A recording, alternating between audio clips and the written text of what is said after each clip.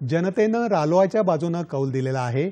India आघाडीला बहुमत दिलेलं नाही असं सांगून नरेंद्र मोदीच पुन्हा पंतप्रधान होणार आहेत असं म्हणत मुख्यमंत्री एकनाथ शिंदे यांनी त्यांचं अभिनंदन केलं आहे. संविधान बदलणार असा विरोधकांनी अपप्रचार केला. तो संभ्रम दूर करायला कमी पडल्याची खंत त्यांनी यावेळी व्यक्त केली. या संदर्भात विचार करू असं मुख्यमंत्री म्हणाले. काही जागांवर कमी मतानं पराभव झाला, काही ठिकाणी उमेदवारी द्यायला उशीर केला, हे कदाचित कारण असू शकेल. सर्व बाबींची कारणमीमांसा करून त्रुटी दूर करू.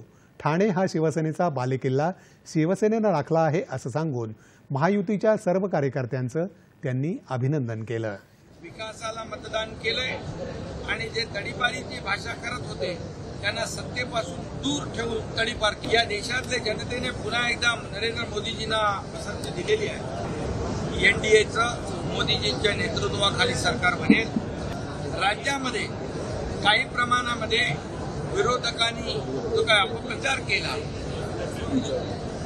संविधान बदलणार म्हणून दिशाभूल केली आणि त्या अपप्रचाराचा त्यामध्ये आम्ही थोडी त्याच्यामध्ये त्यांचा गैरसमज दूर करायला कमी पडलो.